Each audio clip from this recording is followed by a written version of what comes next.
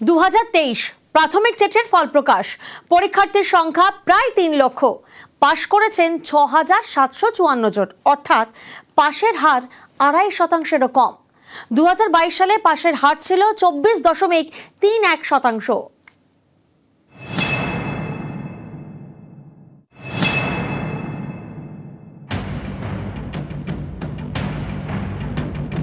2023 সালের ডিসেম্বর প্রাথমিক শিক্ষক নিয়োগের পরীক্ষা হয়। এর 1 বছর 9 মাসের মধ্যে ফল প্রকাশ। প্রাথমিকের শিক্ষক হওয়ার যোগ্যতা অর্জন করেছেন 2.5%-এরও কম। প্রাইমারি টেটে বসেন 2,73,147 জন, পাশ করেছেন 6,754 জন, অর্থাৎ পাশের হার মাত্র 2.47%। বুধবার ওয়েবসাইটে ফল প্রকাশ করে প্রাথমিক শিক্ষা পর্ষদ। এদিন ফল প্রকাশের আগে ওয়েবসাইটে 2023 সালের পরীক্ষার উত্তরপত্র প্রকাশ করা হয়। এর আগে 2022 সালে প্রাথমিকে টেট হয়। পরীক্ষায় বসেন 6,19,102 জন, পাশ করেন 1,50,491 জন, অর্থাৎ পাশের হার 24.31%। আর 23-এর টেটে পাশের হার 2.47%।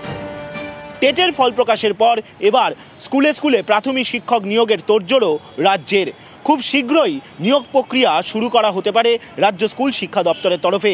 তার কারণ, শূন্য পদের তালিকার জন্য ইতিমধ্যেই ফাইল নবান্নে পাঠানো হয়েছে চূড়ান্ত অনুমোদনের জন্য। ক্যামেরায় সৌমেন দাসের সঙ্গে সোমরাজ বন্দ্যোপাধ্যায়, নিউজ 18 বাংলা, কলকাতা। আর অন্যদিকে বারাসাতে টেট পাসদের বিক্ষোভে ধুন্ধুমার পরিস্থিতি। শিক্ষামন্ত্রীর অনুষ্ঠানের আগেই বিক্ষোভ দেখানো হয়। বারাসাতে রবীন্দ্র ভবন পর্যন্ত মিছিল হয়। পুলিশি বাধায় রাস্তায় বসে পড়ে, চলে বিক্ষোভ। এরপরে পুলিশের সঙ্গে তর্কাতর্কি এবং তুমুল ধস্তাধস্তি।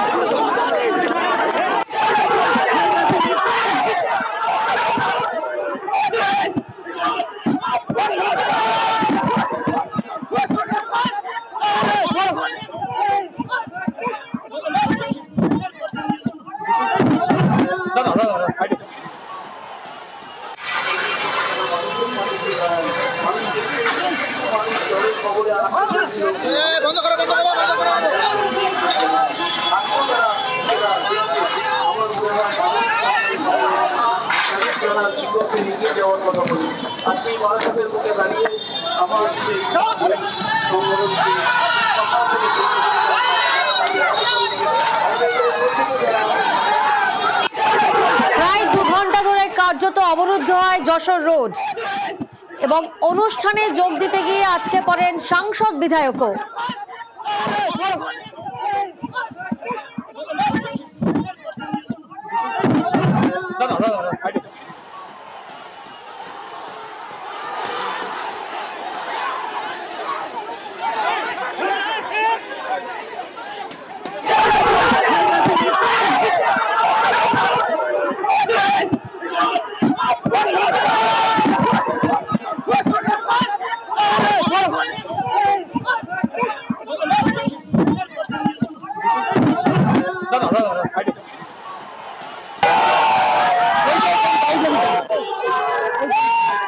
পুলিশের সঙ্গে তুমুল ধস্তাধস্তি, যে ছবি আপনারা দেখছেন, এবং লাঠি উঁচিয়ে তাড়া করে পুলিশ। একেবারে তুলকালাম পরিস্থিতি হয়ে পড়ে।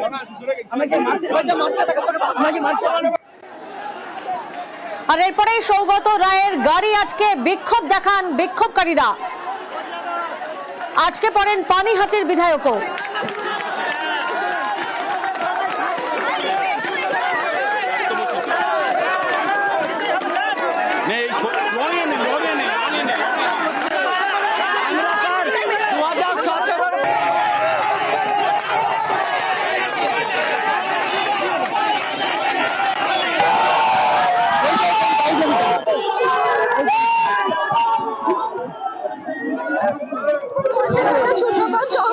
নোটিশটা দিন স্যার, আমরা আর পারছি না।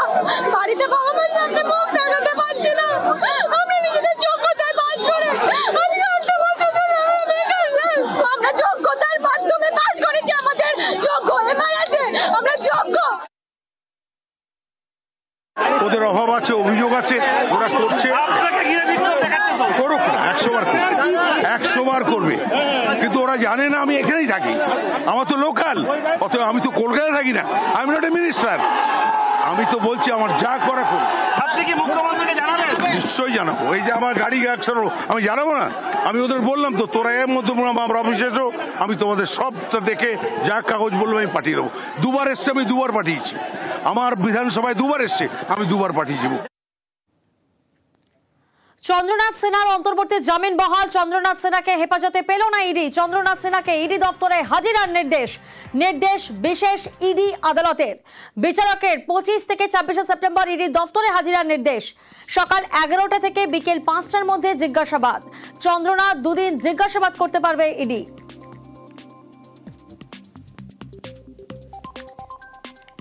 জজ সাহেব যেটা বলেছেন যে for the purpose of cooperation of investigation ওনাকে 25 তারিখে এবং 26 তারিখে সকাল 11টার থেকে 5টার অবধি থাকতে হবে ইডি অফিসে। ইনভেস্টিগেশনের বা ইন্টারোগেশনের পরে যদি ইডি অথরিটির মনে হয় যে এর পরে ওনার ফার্দার ইন্টারোগেশনের প্রয়োজন, তাহলে সামান দিয়ে ওনাকে ইন অ্যাডভান্স জানাতে হবে। বাকি যা যা স্ট্যাটুটারি রিকোয়ারমেন্ট থাকে সেগুলো ফুলফিল করতে হবে। ইডির অ্যাকশন নিয়ে এটাই বলা হয়েছে যে স্লথ গতিতে ইনভেস্টিগেশন চলেছে, আজও অবধি ওনারা ফার্দার ইনভেস্টিগেশন ক্যারি আউট করছেন এবং so far mister Chandranath Sinha is concern ইনভেস্টিগেশনে যেই গতিতে এগোনোর কথা ছিল সেটা একদম সেই গতিটা ফলো করা হয়নি। আমি প্রথম থেকে বলে আসছি যে বিচার ব্যবস্থার প্রতি আমার আস্থা আছে এবং ভবিষ্যতেও থাকবে, এবং আজকে আপনারা নিজেরাই শুনলেন, জ্ঞানত কোনো অন্যায় করিনি এবং বিচার ব্যবস্থা সঠিক সিদ্ধান্ত। আর অন্যদিকে নজর রাখবো 2025-এর এসএসসি টেট নিয়ে নতুন নির্দেশ। এনসিটি গাইডলাইনে স্পেশাল এডুকেটর নিয়োগ, ঠিক কি নির্দেশ দেওয়া হয়েছে জানবো বিস্তারিত। প্রতিনিধি অর্ণব আমাদের সঙ্গে রয়েছেন। বিচারপতি সৌগত ভট্টাচার্য আজকে নির্দেশ দিয়ে জানিয়েছেন এসএসসি সচিবকে যে এনসিটিই গাইডলাইন মেনে এসএসসির স্পেশাল এডুকেটর পরীক্ষা নিতে হবে এবং এক্ষেত্রে যারা প্রশিক্ষণরত অর্থাৎ বিএড স্পেশাল এডুকেশনে যারা এখনো পার্সুইং ক্যান্ডিডেট রয়েছে বা প্রশিক্ষণরত অবস্থায় রয়েছে তাদেরকেও পরীক্ষায় বসার সুযোগ দিতে হবে। এনসিটির গাইডলাইন ভেঙে এই কাজ করা যাবে না, এসএসসি যা অনলাইন ফর্ম ফিল আপের নামে পড়েছে। এবং এক্ষেত্রে যে মামলাকারী প্রত্যেকটি বিচারপতি Saugata Bhattacharya online form fill আপের সমস্যা হলে কাল দুপুর 1টার মধ্যে, পুজোর আগে শেষ কাজের দিন এসএসসি অফিসে দুপুর 1টার মধ্যে প্রত্যেক মামলাকারীকে তাদের এই ফর্ম ফিল আপ করে তাদের পরীক্ষায় বসার নির্দেশ দিয়েছে।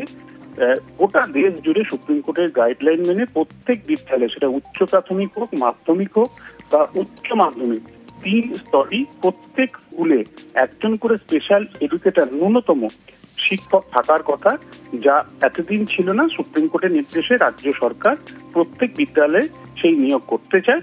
সেই নিয়োগেরই ধাপ হিসেবে এসএসসি এই টেট, যে টেটে প্রশিক্ষণরতদের বাদ রাখা হয়েছিল, যা হাইকোর্টের নির্দেশের মাধ্যমে বলল তাদেরকেও সুযোগ দিতে। বেশ, ধন্যবাদ অর্ণব। এনসিটি গাইডলাইন মোতাবেক যারা পার্সুইং ক্যান্ডিডেট তাদের টেটে অ্যালাউ করা উচিত, কিন্তু এসএসসি যে ফার্স্ট এসএলএসটি 2025 স্পেশাল এডুকেটর যে টেট নোটিফিকেশন করেছে, ওরা যেটা করেছে সেটা টেটের সঙ্গে সিলেকশনের নোটিফিকেশন কম্বাইন করে দিয়েছে। টেট হচ্ছে মিনিমাম এলিজিবিলিটি ক্রাইটেরিয়া, সেই টেটে পার্সুইং ক্যান্ডিডেটদের অবশ্যই বসতে দিতে হবে, কিন্তু তারা বসতে দেননি, তারা কোনোভাবে ফর্ম ফিল আপ করতে পারছিল না। আর সেই মামলায় আজকে মহামান্য বিচারপতি রায় দিলেন যে যারা পার্সুইং ক্যান্ডিডেট, যারা পিটিশনার, তাদেরকে আগামীকাল দুপুর 1টার মধ্যে এসএসসি অফিসে গিয়ে তারা অফলাইন ফর্ম ফিল আপ করে আসবেন, ফলে তারা অ্যালাউ হবে টেট 2025। নজর রাখবো পরের খবরের দিকে। ঝাড়গ্রামে জমি হাঙরের দৌরাত্ম্য, ভুয়ো নথি তৈরি করে 125 জনের জমি দখলই শুধু নয়, পঞ্চায়েত অফিসেরও জমি দখল করে বিক্রি। চাঞ্চল্য করে এই অভিযোগ সাঁকরাইলে।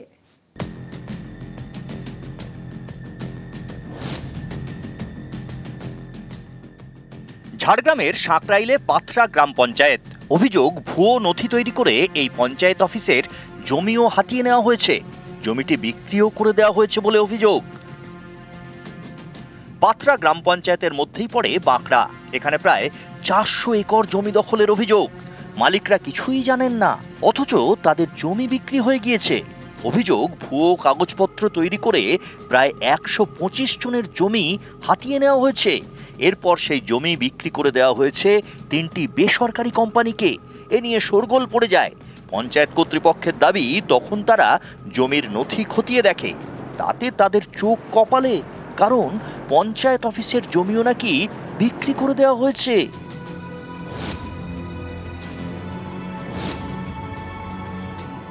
অনলাইনে দেখছে, সেখানে লেখা আছে মানে পশ্চিমবঙ্গ সরকার এরকম করে একটা দেখা গেছে। তাই জন্য আমাদেরও সম্পূর্ণ আশঙ্কা যে এটি হয়তো রেজিস্ট্রি হয়ে গিয়েছে অন্য লোকের নামে। আমি লিখিত অভিযোগ থানায় করেছি এবং সম্পূর্ণ অভিযোগ যে যে দপ্তরে দেওয়ার আমাদের ঊর্ধ্বতন কর্তৃপক্ষকে আমি জানিয়েছি। ঝাড়গ্রামে জমি জালিয়াতির এই খবর লাগাতার দেখানো হচ্ছে। নিউজ 18 বাংলার খবরের জেরে গ্রেপ্তারিও হয়েছে। আগেই দুজনকে গ্রেপ্তার করেছে পুলিশ। মঙ্গলবার রাতে গ্রেপ্তার আরো এক, নাম সঞ্জয় দাস, দলিল লেখার কাজ করতেন। পঞ্চায়েত অফিসের জমিও নাকি রেজিস্ট্রি করে দেওয়া হয়েছে বা যা কিছু করা হয়েছে, কোনোদিনই এগুলো মানে ওদের হাতে যাবে না, এটা যার আছে তারই। ঝাড়গ্রাম থেকে রাজু সিং, নিউজ 18 বাংলা। আর নজর রাখবো আমরা মুর্শিদাবাদের ডোমকলে, কারণ সেখানে পুলিশকে মার, দৌড়ে পালাতে গেলে টানা হেঁচড়া করা হয়, পুলিশ কর্মীকে নৌকায় তুলে নদীতে ধাক্কা। সেই ছবিটাকে আপনাদেরকে দেখাই, দেখুন, ফের পুলিশ আক্রান্ত, ফের পুলিশকে মার, আর এবার মুর্শিদাবাদের ডোমকল।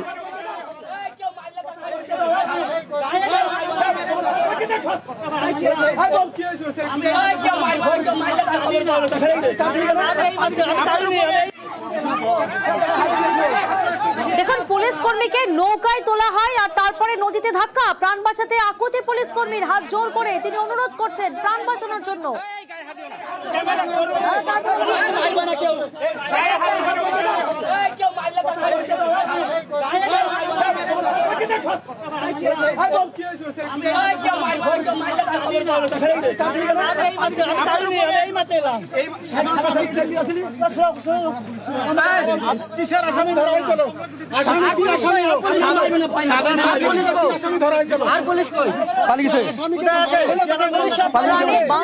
পুলিশের আকুতি, এহেন আকুতি, কারণ জুয়ার থেকে অভিযান চালানো হয় আর সেই অভিযানে গিয়ে আক্রান্ত হতে হয় পুলিশকে।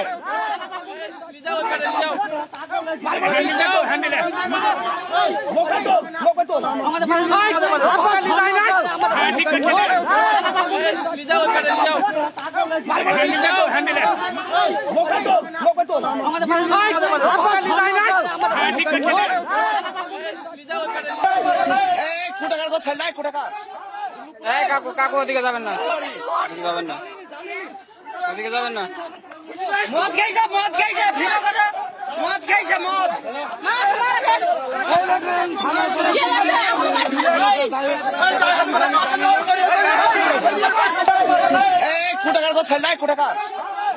কাকু কাকু ওদিকে যাবেন না, যাবেন না, ওদিকে যাবেন না।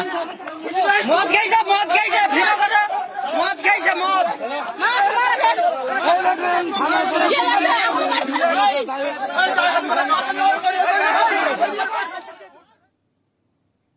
আর এবার দেখাবো বিডিওর উপর হুম্বিতম্বে বিজেপি বিধায়কের। চেম্বারে ঢুকে আঙুল উঁচিয়ে বিডিওকে হুমকি দেওয়া হয়। খানাকুলের বিডিও অফিসে দাদাগিরি বিধায়কের, কাজে উদাসীনতার অভিযোগ তুলে এহেন দাদাগিরি।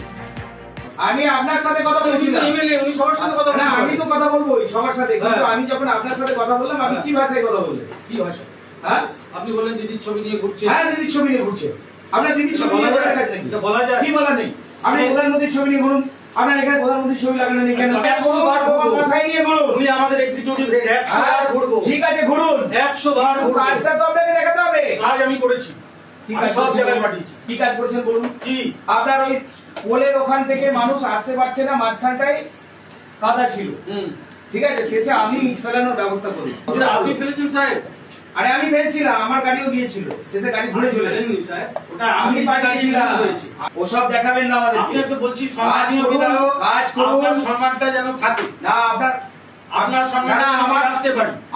আমার executive chief executive of the state কে নিয়ে কোর্ট আনকোর্ট কোনো কথা বললে আমি মানবো না। আচ্ছা, তাতে আমায় চলে যেতে হলে কালকেই চলে যাবো। চলে যাবেন? চলে যাবো, নিশ্চিত যাবেন? চলে যাবো, নিশ্চিত যাবেন। আমার দায়বদ্ধতা আছে মানুষের কাছে। ঠিক আছে, আপনার কাছে আমার কোনো দায়বদ্ধতা তখনই থাকবে যখন আপনি আমাকে দায়বদ্ধ করবেন। বাকিটা আপনাকে বুঝিয়ে নেবো। আপনি ওরকম করবেন তো? সাধারণ মানুষ আপনি যাবেন, মানুষ আপনাকে বুঝিয়ে নেবো।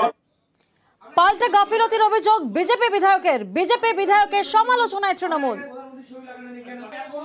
আমাকে হেনস্থা করলে কি যায় আসে? আমাকে হেনস্থা করলে তো কোনো অসুবিধা নেই বিনা কারণে।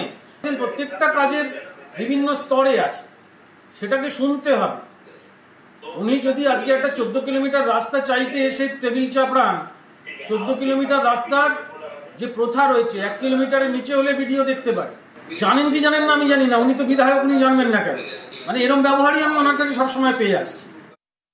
আমাকে হেনস্থা করলে কি যায় আসে? আমাকে বিডিও অফিসের সামনে যে রাস্তাটা আছে দীর্ঘদিন ধরে খারাপ হয়ে রয়েছে, এই বিডিও সাহেবকে যখনই আমি বলি তখনই বলে হ্যাঁ আমি তো পাঠিয়েছি এখনো সারানো হয়নি। খানাকুলে আমি কাল গিয়েছিলাম হাসপাতালে, সেখানে যে দেখলাম শৌচালয়গুলোর অবস্থা খুব খারাপ। এমনকি যারা রুগীর আত্মীয় স্বজন ওখানে সব রয়েছে তারা বলছে দাদা আমরা শৌচালয় একটা ব্যবহার করতে পারছি। এখানে সরকারের বিভিন্ন যে প্রকল্পগুলো সেগুলো বাস্তবায়িত করার জন্য আপনাকে এখানে সরকার রেখেছে। তো সরকারের প্রতিনিধি হিসাবে আপনি কেন কোনো দলের হয়ে দালালি করবেন? দলদাস চটিচাটা ভিডিও এই খানাকুলের মাটিতে ওনার ঠাঁই না। মমতা বন্দ্যোপাধ্যায় উন্নয়নের রাস্তা দিয়ে কালো করফিরি করে আর প্লাস নিরাপত্তা নিয়ে সুশান্ত ঘোষ ঘুরে বেড়াচ্ছেন। উনি এমএলএ হয়ে কী কাজ করেছেন তার উত্তর আগে দিন। উনি বুঝতে পেরেছেন যে খানাকুলে আর জিততে পারবেন না। খানাকুলের বিজেপির ভোট ব্যাংকে ধস নেমে গেছে। 26-এর নির্বাচনে উনি পাত্তনীয় হয়ে যাবে, খানাকুলের মানুষ করে দেবে। আর এবার নজর রাখবো হাওড়ার জগৎবল্লভপুরের দিকে, কারণ সেখানে আতঙ্ক আর আতঙ্কে ঘরছাড়া এক পরিবার। কিসের আতঙ্ক? পাওনা আদায়ে কিডনি বিক্রির চাপ দেওয়া হচ্ছে। পাওনা আদায়ে মহিলাকে কিডনি বিক্রির চাপ। কিডনি বেচতে অস্বীকার করায় বাড়িতে লুটপাট। হাওড়ার জগৎবল্লভপুরে আতঙ্কে ঘরছাড়া পরিবার। বেসরকারি হাসপাতালে কিডনি বিক্রির ব্যবস্থা পর্যন্ত করে দেওয়া হবে, এমনটাই আশ্বাস। কিডনি বিক্রির ব্যবস্থার অভিযোগ পাওনাদারের বিরুদ্ধে। অভিযোগের তদন্তে জগৎবল্লভপুর থানার পুলিশ। দীপিকা সাঁতরা, প্রশান্ত সাঁতরা এই ব্যক্তিগুলো কয়েক লক্ষ টাকা চুরি করে নিয়ে পালিয়ে গেছে এবং সেই টাকাগুলো আমাদের জোর করে এসে গ্রুপ লোনের লোকেরা এসে হুমকি দিয়ে করে টাকাগুলো নিয়ে যাচ্ছে এবং আমরা দিতে পারছি না। আমাদের অবস্থা করুণ অবস্থা। শুধু তাই নয়, দীপিকা হাজরা এবং প্রশান্ত সাঁতরা এমনই করে গেছে, ওনারা কিছু কিছু মানুষের কাছে টাকা পয়সা ধার নিয়েছ, কিছু গয়নাগাটিও পর্যন্ত ধার নিয়ে চুরি করে এরম করে পালিয়ে গেছে। আমার দেনা হয়ে গেছিল, টাকা সুদে খাটিয়েছিল, আমি সেই সুদ দিচ্ছিলাম, দিতে দিতে আমি আর পাচ্ছি না দিতে। আমাকে কিডনি বিক্রি করার জন্য প্রেসার দিল যে তোকে কিডনি বিক্রি করে দিতে। আমি বলেছিলাম যে আমাকে সময় দাও, আমাকে 10 বছর সময় দাও। ওনাদের নাম আছে ফুলটু পরে, সমীর পরে, পিউ অধিকারী। আমার বাড়ি ঘরদর ভেঙে লুট করে সব কিছু নিয়ে চলে গেছে। আমার বাড়িতে অনেক কিছু জিনিস ছিল, সব কিছু নিয়ে চলে গেছে। আর এবার নজর রাখবো লালগোলার দিকে। লালগোলায় ফের ভাঙন ভয়। নদীতে তলিয়ে গেল পর বাড়ি। দুর্গতদের উদ্ধার পুলিশ প্রশাসনের। পুজোর আগেই ভিটে মাটি হারা। ভবনে বাড়ছে দুশ্চিন্তা, বাড়ছে আতঙ্ক।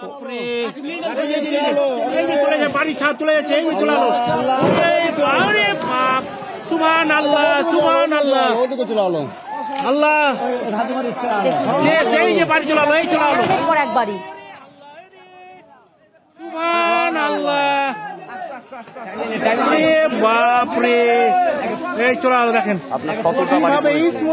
প্রায় এখনো আপনার 8-9টা বাড়ি দেখেন পুরো ঝুলছে ওগুলা বাড়িগুলা।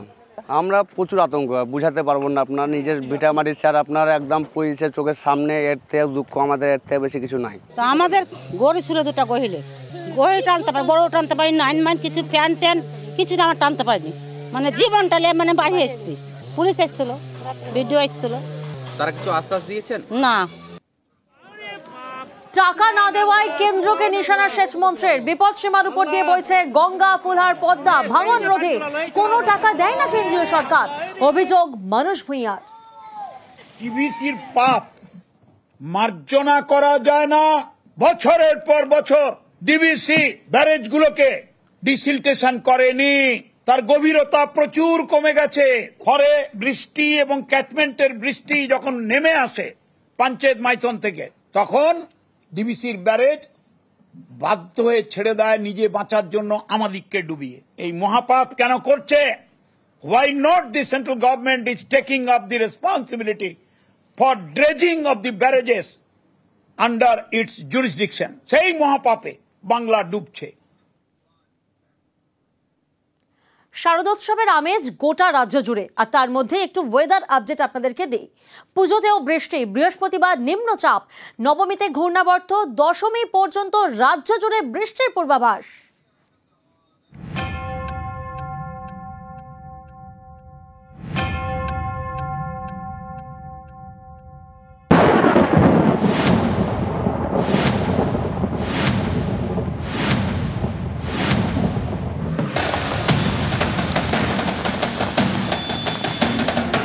এভাবে ছাতা মাথায় ঠাকুর দেখতে হবে, তেমনই পূর্বাভাস দিচ্ছে আবহাওয়া দপ্তর। বঙ্গোপসাগর দশমী পর্যন্ত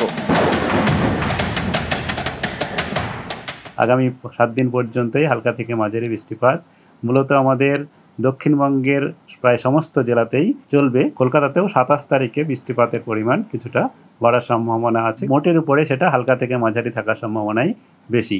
উপকূলবর্তী কয়েকটা জেলাতে ভারী বৃষ্টিপাত হতে পারে। মৎস্যজীবীদের আগামী 5 দিন পর্যন্তই সমুদ্রে যেতে মানা করা হয়েছে। অর্থাৎ নতুন জামা সঙ্গে ছাতা। সোমবার রাতভর বৃষ্টি, জল থই থই কলকাতা, যার জেরে মঙ্গলবার বিপর্যস্ত হয়ে পড়ে মহানগরী। তার রেশ কাটতে না কাটতেই ফের শরতের আকাশে দুশ্চিন্তার কালো মেঘ। পুজোয় নাকি প্রতিদিনই বৃষ্টি।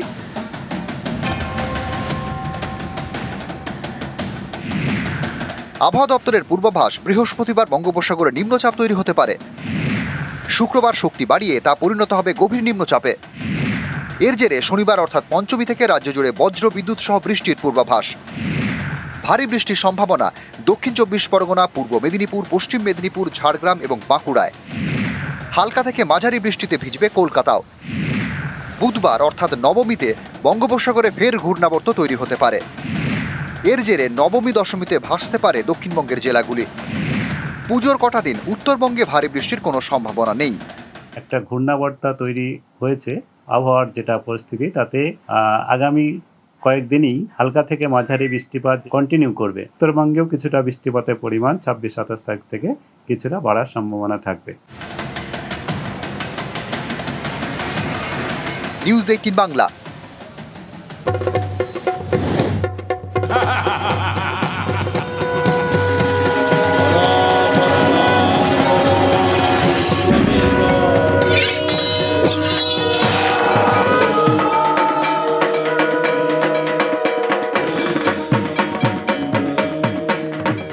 ওয়েদার ফোরকাস্ট যাই থাকুক না কেন, অসুর বৃষ্টি হোক না কেন, বাঙালিকে আটকায় কে? আর তাই তো দ্বিতীয়াতেই শুরু হয়েছে ঠাকুর দেখা। প্যান্ডেলে প্যান্ডেলে ভিড়, উপচে পড়া সেই ভিড়, যে ছবি আপনারা দেখছেন, জেলায় জেলায় উপচে পড়া ভিড়। আর দেখুন, দুর্গাপুরের অগ্রণী সাংস্কৃতিক পরিষদের ছবি আপনারা দেখছেন। দ্বিতীয়ার ছবি নাকি অষ্টমী, বুঝে ওঠা যায়। পাশাপাশি কল্যাণী লুমিনাস ক্লাবের ছবিটাও দেখুন। আমাদের দুই প্রতিনিধি এই মুহূর্তে আমাদের সঙ্গে রয়েছেন। কল্যাণী থেকে রয়েছেন রঞ্জিত এবং দুর্গাপুর থেকে রয়েছেন অর্পণ। প্রথমেই চলে যাই অর্পণের কাছে। দুর্গাপুর থেকে অর্পণ, তুমি রয়েছো এই মুহূর্তে, এবং যে ছবি আমরা দেখতে পাচ্ছি, আজ দ্বিতীয়া নাকি আজ মহাষ্টমী, বুঝে ওঠা দায়।